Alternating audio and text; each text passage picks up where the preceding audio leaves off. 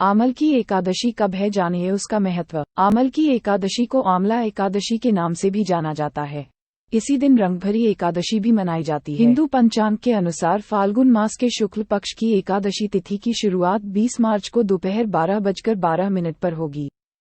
वहीं इसका समापन अगले दिन यानी 21 मार्च को दोपहर 2:22 पर होगा। इसके चलते एकादशी का व्रत 20 मार्च दिन बुधवार को रखा जाएगा। आमल की एकादशी का महत्व, शास्त्रों के अनुसार आमल की एकादशी काफी खास मानी जाती है। इस दिन व्रत रखने से पाप नष्ट होते हैं और मनोकामनाएं पूरी होती हैं। इस एकादशी पर भगवान विष्णु, मां लक्ष्मी के साथ साथ आंवले के वृक्ष की पूजा करने का विधान है।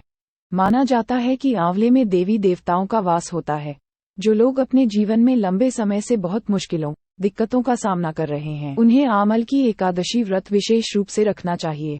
इस एकादशी पर पूजा में, भोग में, प्रसाद में आंवले का प्रयोग जरूर करना चाहिए। आमल की एकादशी पर क्यों की जाती है आंवले के वृक्ष की पूजा? पौराणिक मान्यताओं के अनुसार माना जाता है कि ब्रह्मा जी की उत्पत्ति विष्णु जी की नाभि से हुई।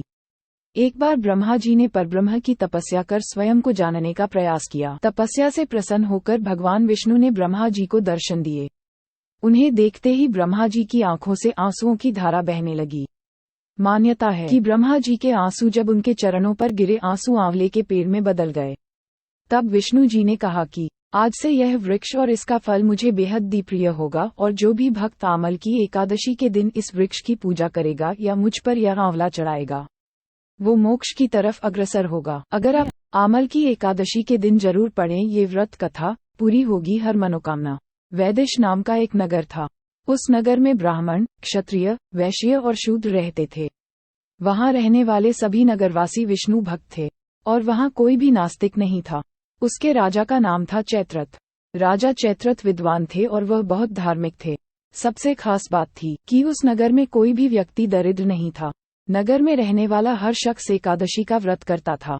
एक बार फाल्गुन महीने में आमल की एकादशी आई। सभी नगरवासी और राजा ने यह व्रत किया और मंदिर जाकर आंवले की पूजा की और वहीं पर रात्रि जागरण किया। तभी रात के समय वहां एक बहेलिया आया। बहेलिया घोर पापी था, लेकिन उसे भूख और प्यास लगी थी, इसलिए मंदिर के कोने में बैठकर जागरण को देखने लगा और विष्णु भगवान व एकादशी महात्म्य की कथा सुनने लगा। पूरी रात बीत गई। नगरवासियों के साथ बहेलिया भी पूरी रात जागा रहा। सुबह होने पर सभी नगरवासी अपने घर चले गए। बहेलिया भी घर जाकर भोजन किया। कुछ समय के बाद ही बहेलिया की मौत हो गई। लेकिन उसने आमल की एकादशी व्रत कथा सुनी थी और जागरण भी किया था, इसलिए वह राजा विदुरथ के घर जन्म लिया। राजा ने उसका नाम वसुर्थ रखा। बड़ा होकर वह नगर का राजा बना। एक दिन वह शिकार पर निकला, लेकिन बीच में ही मार्ग भूल गया। रास्ता भूल जाने के कारण वह एक पेड़ के नीचे सो गया। थोड़ी देर बाद वहीं मलयछ आ गए और राजा को अकेला देखकर उसे मारने की योजना बनाने लगे। उन्होंने कहा कि इसी राजा के कारण उन्हें देश निकाला दिया गया, इसलिए इसे हमें मार देना चाहिए। इस बात से अनजान राजा सोता रहा। मलेच्छों ने राजा पर हथियार फेंकना शुरू कर दिया, लेकिन उनके शस्त्र राजा पर फूल बनकर गिरने लगे। कुछ देर के बाद सभी मलेच्छे जमीन पर मृत पड़े थे। राजा की जब नींद खुली तो उन्होंने देखा कि कुछ लोग जमीन पर मृत पड़े हैं। राजा समझ गया कि वह सभी उसे मारने के लिए आए थे, लेकिन किसी ने उन्हें ही मौत की नींद सुला दी। ये देखकर राजा ने कहा कि जंगल में ऐसा कौन है जिसने उसकी जान बचाई है। तभी आकाशवाणी हुई कि हे राजन, भगवान विष्णु ने तुम्हारी जान बचाई है। तुमने पिछले जन्म में आमल की एकादशी व्रत कथा सुना था और उसी का फल है कि आज तुम शत्रुओं से घिरे होने के बावजूद जीवित हो।